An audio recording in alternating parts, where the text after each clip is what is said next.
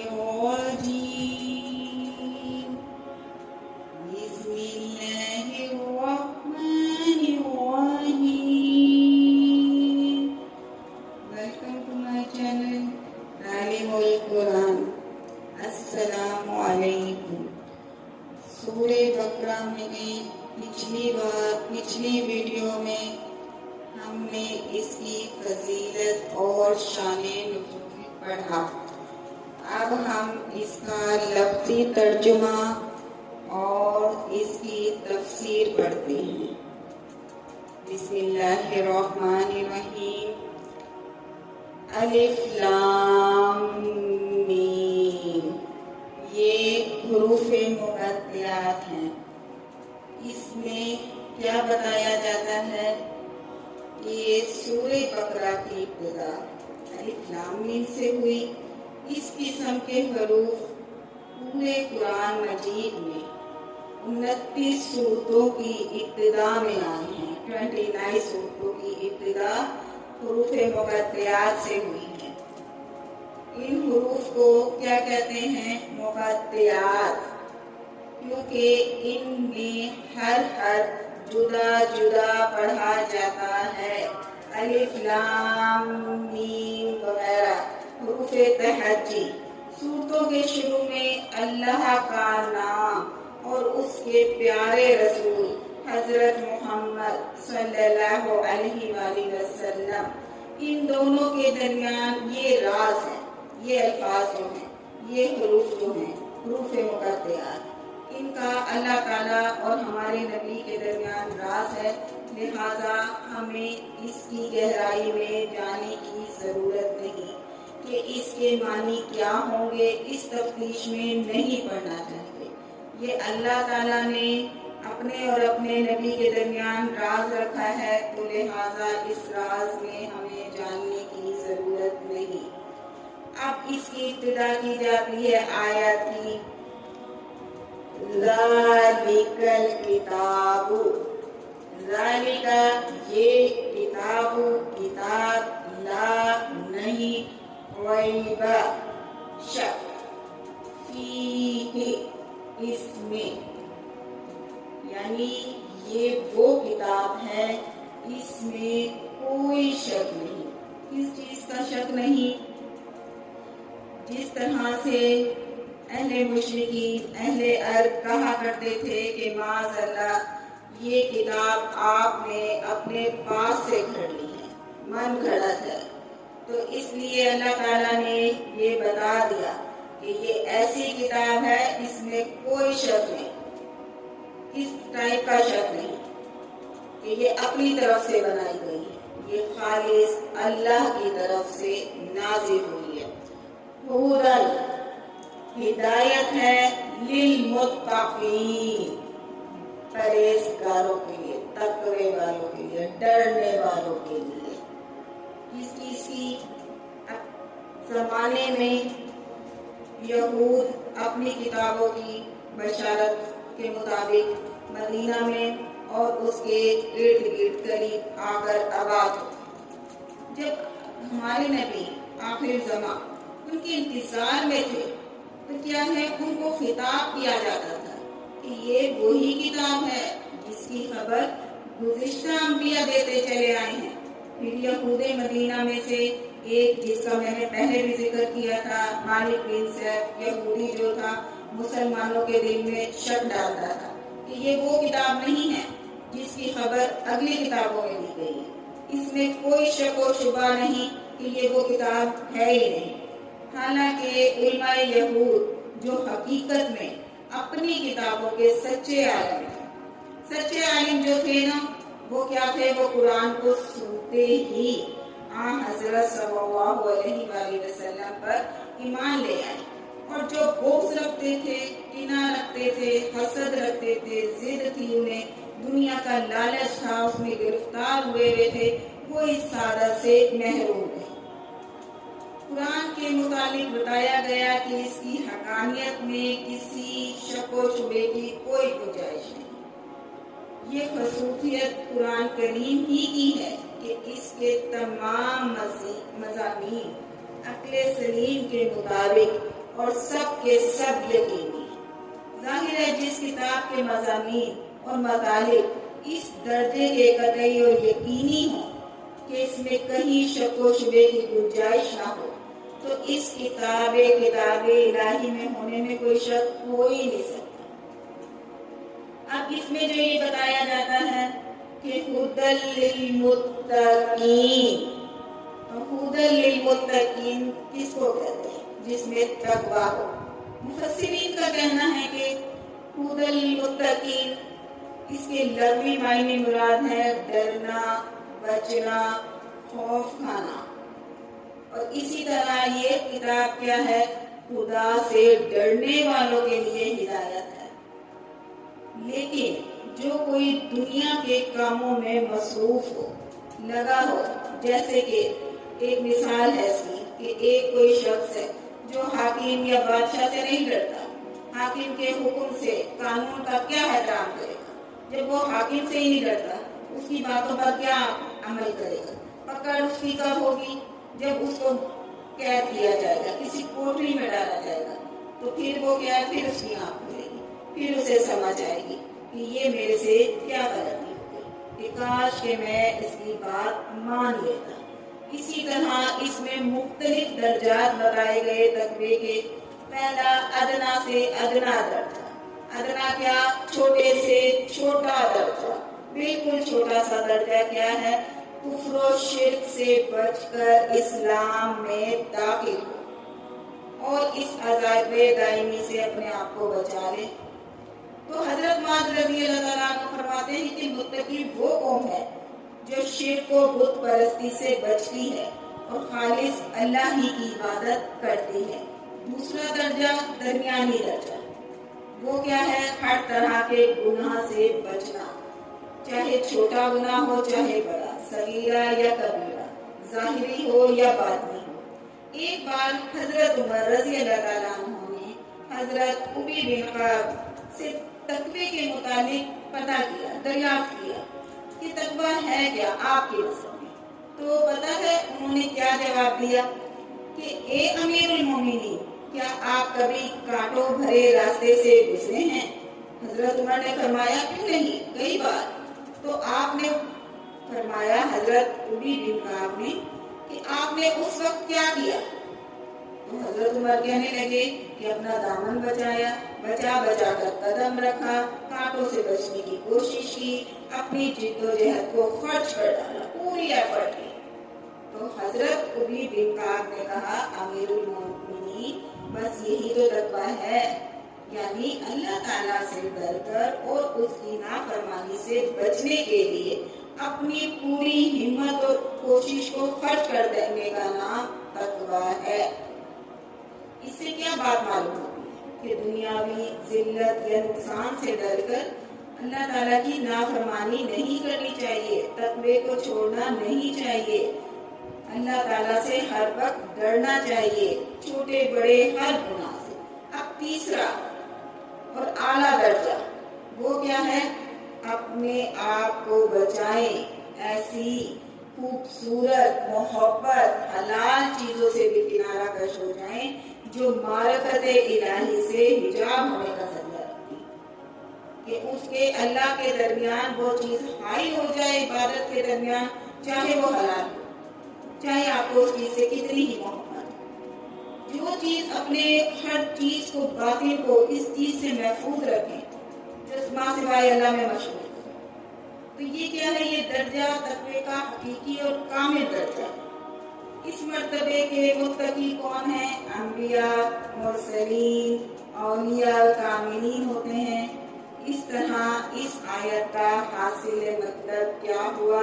یہ کتاب الہی کافروں کو توحید کا راستہ دکھانے والی، فاسقوں اور گناہ گاروں کو صغائر و کبائر سے بچنے کی ہدایت کرنے والی، اور صالحین کو اولیاء اور صدیقین کے مراتب تک پہنچنے کا طریقہ دکھانے والی ہے۔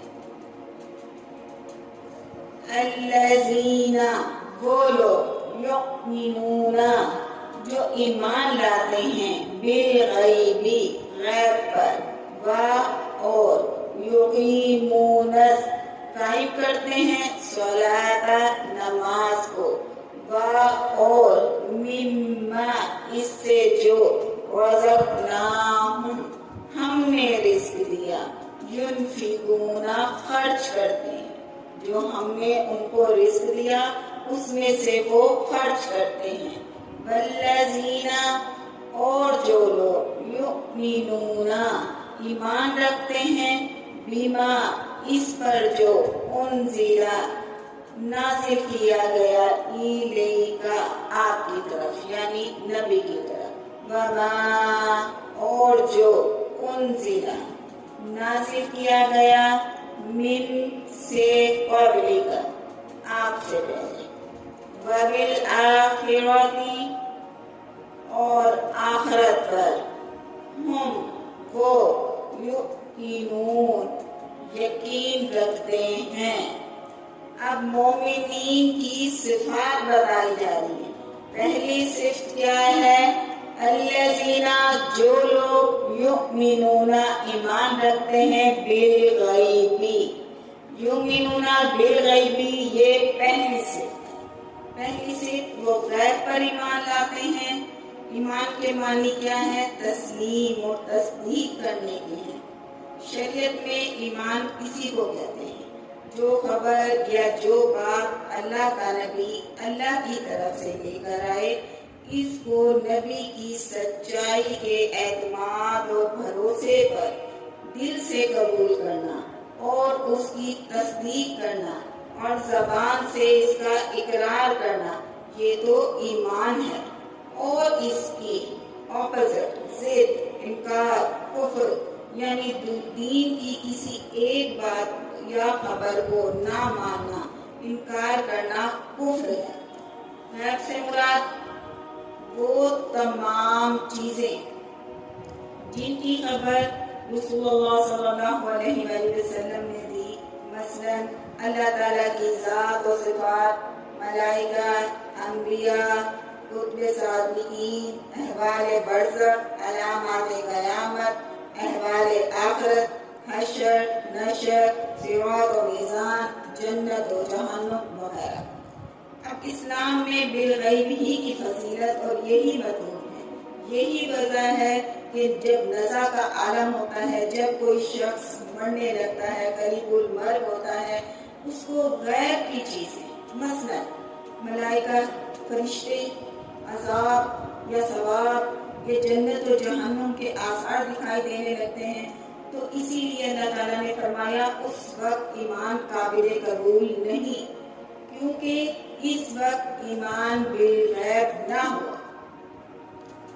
حضرت عبداللہ بن عمر رضی اللہ تعالیٰ عنہ سے روایت ہے کہ حضرت صلی اللہ علیہ وآلہ وسلم نے فرمایا، خوشحالی ہے اس کو جو بغیر دیکھے مجھ پر ایمان ہے۔ تو معلوم ہوا ایمان بالغیب کی بڑی قدر و قیمت ہے۔ اسی لیے سب سے پہلے متقین کی صفات میں جو صفات بتائی گئی، یؤمنون بالغیب۔ اب دوسری صفت بتائی جاتی ہے، وَيُقِيمُونَ الصَّلَاةَ، نماز کے قائم رکھنے سے مراد کیا ہے؟ مراد یہ ہے کہ اس کو اس کے تمام فرائض و واجبات، سنت جو ہوتی ہے، سنت جو ہوتی ہے نماز کے اندر، مستحبات اور حقوق اور ظاہر و باطنی آداب کے ساتھ ادا کرنا، نماز کو فریضہ سمجھ کے ادا کریں، خدا بندی کی رضا سمجھ کے ادا کریں، قائم کریں کہ اللہ تعالیٰ ہمیں دیکھ رہے، پورے اخلاص سے، خشوع و خضوع سے، سکون قلب کے ساتھ ادا کیا کریں۔ ایمان کے بعد سب سے اہم چیز نماز ہے۔ حضور صلی اللہ علیہ وآلہ وسلم نے اس کو اپنی آنکھوں کی ٹھنڈک کہا ہے۔ ہمارے نبی نے جب وصال کا وقت آیا تو بھی جاتے جاتے دنیا سے وصیت کی کہ اے میری امت، نماز کو ترک نہ کرنا، نماز کو نہ چھوڑنا۔ اب متقین کی تیسری صفت بیان کی جاتی ہے، وَمِمَّا رَزَقْنَاهُمْ يُنْفِقُونَ، اور وہ اب اس میں کیا بتایا جا رہا ہے؟ عرب میں جو کہ ہے رزق کا لفظ بڑے وسیع معنی رکھتا ہے، اس کے اندر ہر قسم کی نعمتیں آ جاتی ہیں، خاص ظاہری ہو، مادی ہو، مال اولاد، دولت، ثروت، قوت و صحت، باطنی ہو، روحانی ہو، جیسے علم و ہنر، عقل و حکمت، فہم و فراست وغیرہ۔ لہذا اللہ کے دیے ہوئے مال و دولت، قوت، صحت کے ذریعے دوسروں کی مدد کرنا، علم و حکمت سکھانا، یا مفید و مخلصانہ مشورے سے تعاون کرنا، یا باطنی اور روحانی فیض پہنچانا، یہ سب اس آیت کے تحت داخل ہے۔ مما فرما کر اس طرف اشارہ کیا گیا ہے کہ ہمارے دیے ہوئے مال کو جو سارا کا سارا تمہیں اختیار دے دیا کہ خرچ کرو، تو سارا خرچ نہیں کرنا، بلکہ اس کا کچھ حصہ خرچ کرنا ہے، جہاں تک ہو سکے دوسروں کی مدد کرنی ہے۔ اللہ کی راہ میں خرچ کرنے کی اللہ نے 7 اقسام بتا دی۔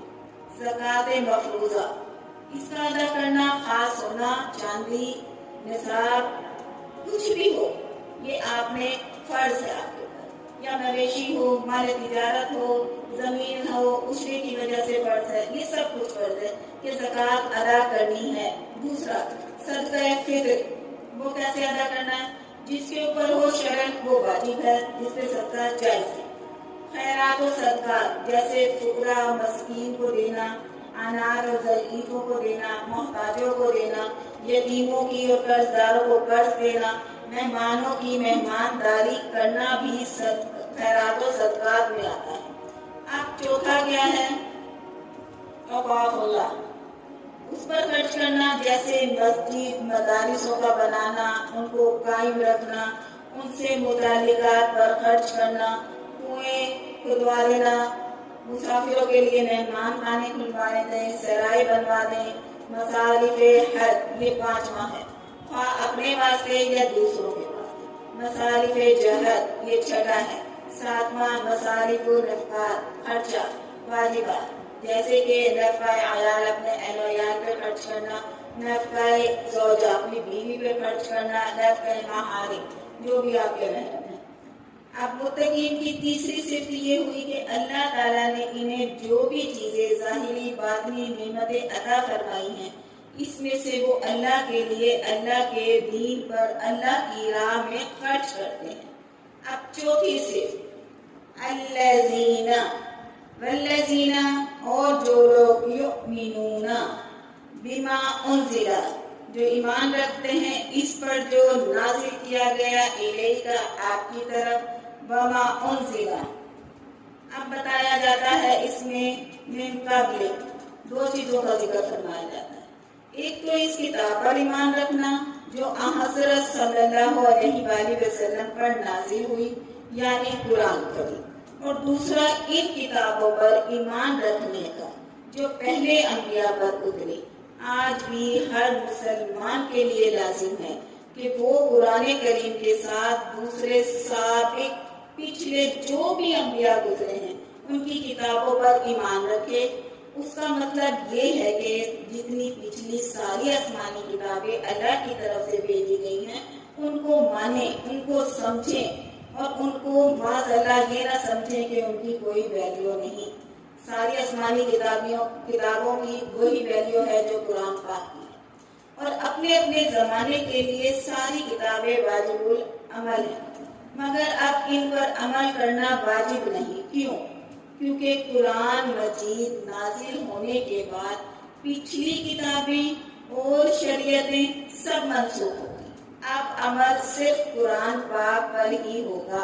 وجہ اس کی کیا ہے کہ پچھلی کتابوں میں تحریف کر دی گئی ہے، لہٰذا وہ اصلی حالت میں موجود نہیں ہے، پتہ نہیں ہے اس میں حقیقت ہے کیا، کہ یہ اصلی کتاب ہے یا تحریف کی ہوئی ہے۔ اب ایک اہم مسئلہ اس میں کہ حضرت صلی اللہ علیہ وآلہ وسلم آخری نبی ہیں اور آپ کی وحی آخری وحی، کیونکہ اگر قرآن کے بعد کوئی اور کتاب یا وحی بھی نازل ہونے والی ہوئی تو جس طرح اس آیت میں پچھلی کتابوں اور وحی پر ایمان لانا ضروری قرار دیا گیا ہے، اسی طرح آئندہ نازل ہونے والی کتاب اور وحی پر ایمان لانے کا ذکر بھی ضروری ہوتا۔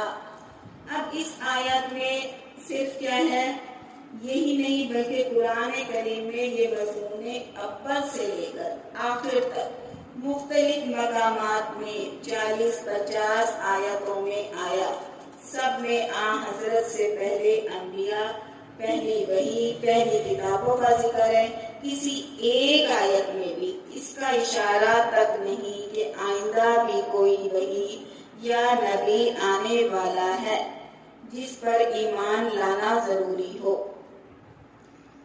اب 5ویں صفت بتائی جاتی ہے، وَبِالْآخِرَةِ هُمْ يُوقِنُونَ، اور آخرت سے مراد عالم آخرت ہے، یعنی وہ عالم جو موجودہ سلسلہ زندگی کے بعد شروع ہوگا۔ قرآن کریم میں جن حقیقتوں کو ماننے، قبول کرنے اور ان پر ایمان لانے اور ان پر پورا یقین کرنے کی پرزور دعوت دیتا ہے، ان میں خدا کی ذات اور اس کی صفات یعنی توحید باری تعالیٰ کے بعد آخرت ہی کا مسئلہ ہے، اور اللہ تعالیٰ کے سارے پیغمبروں اور اس کی نازل کی ہوئی ساری کتابوں نے آخرت کو ماننے اور اس پر یقین رکھنے کی دعوت ہے۔ اب قرآن کریم کا ایک بڑا حصہ آخرت ہی کے بیان سے متعلق ہے۔ یہ دنیا دار العمل ہے اور یہاں کی زندگی کے بعد عمل کی مہلت ختم ہو جاتی ہے۔ اب یقینون کی طرف اشارہ ہے کہ آخرت کی زندگی محض تصدیق کرنا، مقصد کو پورا کرنا پورا نہیں کرتی، بلکہ آخرت کا ایسا یقین ضروری ہے جسے کوئی چیز آنکھوں کے سامنے ہو۔ ایسے لوگوں کو دنیا میں یہ نعمت ملتی ہے۔ کون سے لوگ ہیں وہ؟ اولئک علی ہدی۔ اب کیسے لوگوں کو ملے؟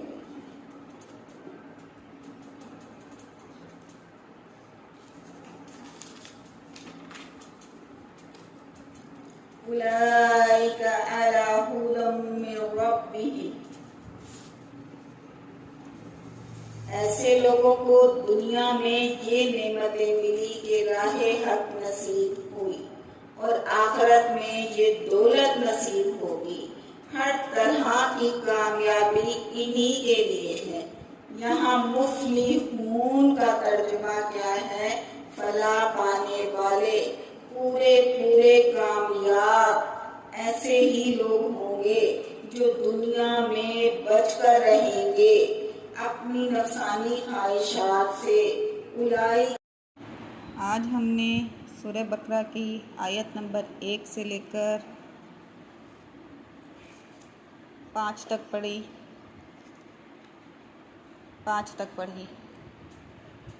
کل انشاءاللہ آیت نمبر 6 سے 10 تک پڑھیں گے۔ تب تک کے لیے اجازت۔ اللہ تعالیٰ آپ کا اور ہمارا حامی و ناصر ہو۔ اگلی ویڈیو تک پھر ملتے ہیں۔ اللہ حافظ۔